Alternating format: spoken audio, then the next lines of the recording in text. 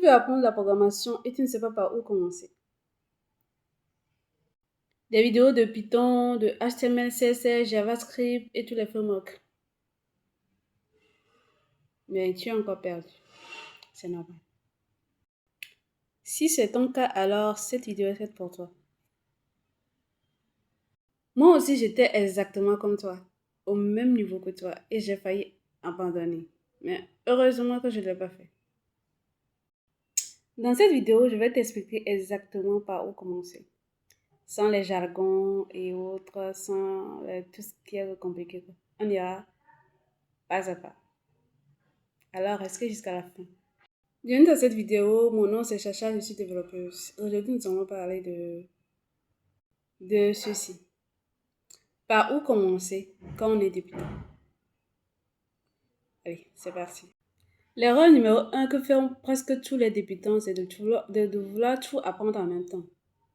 HTML, CSS, JavaScript, Python, Java, Django, tout mélangé.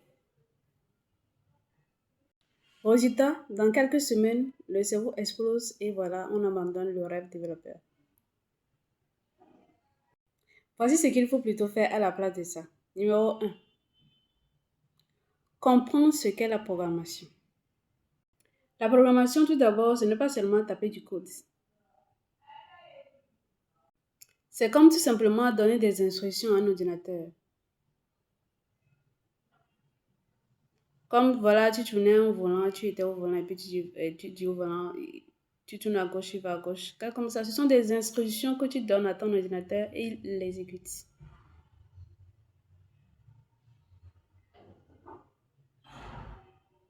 C'est comme de la conduite en fait. Si tu comprends ça comme ça, tu as déjà fait plus de 30% du travail. Donc, voilà.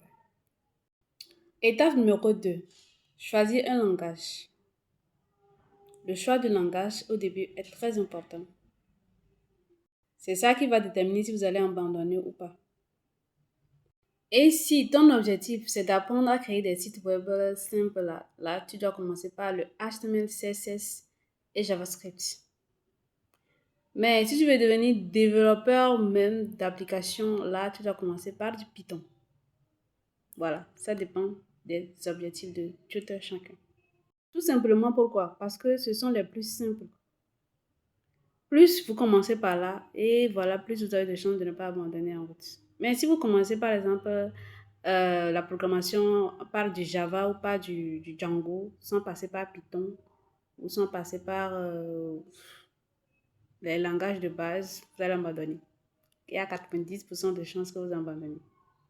Si vous ne commencez par là où il faut. Troisième étape, après le choix du langage, vous devez apprendre les variables, les conditions, les boucles pour ces langages-là et les fonctions. Surtout à cette étape, je le redis encore, n'allez pas vers les frameworks à l'étape débutant. Restez à l'étape où vous apprenez les variables, les boucles, les conditions, les fonctions et autres. Un pas après l'autre. Ce sont les bases. Et si vous négligez les bases, c'est comme les fondations d'une maison. Si vous négligez les bases, plus vous avancez et plus vous avez de chances que votre maison s'écroule. Parce que les bases ne sont pas là en fait. Donc, cette étape n'est pas du tout à négliger. Quatrième étape, très important. N'essayez pas de faire 8 heures de code par jour. Vous allez abandonner si c'est un début. Donc, ce que je conseille, déjà 2 heures à 3 heures de programmation par jour, c'est déjà bon pour le début. Donc, voilà. Pourquoi? Parce que plus vous vous donnez de l'énergie au début et plus vous allez vous bloquer, vous allez vous dire que mais ça ne marche pas et puis vous allez abandonner. Mais si vous allez un peu, vous savez que voilà, vous allez... Vitesse par vitesse, on ne met pas la quatrième vitesse en même temps quand on est en moto ou bien on ne passe pas à la vitesse 2 ou à la vitesse 3 en même temps quand on prend une voiture, on quitte de 1 à 2 et de 2 à 3. Donc voilà. Donc, ce sont des étapes importantes à ne pas négliger. Et après avoir appris tout ça, passer à des mini-projets. Comme par exemple, créer une mini calculatrice. Parce que avec le temps, je vais faire des tutoriels sur la chaîne. On va passer tout d'abord. Entre-temps, j'avais débuté la programmation avec Python sur la chaîne. Je pense que c'était juste une vidéo de 20 minutes, quelque chose comme ça. Mais je vais essayer de le finir.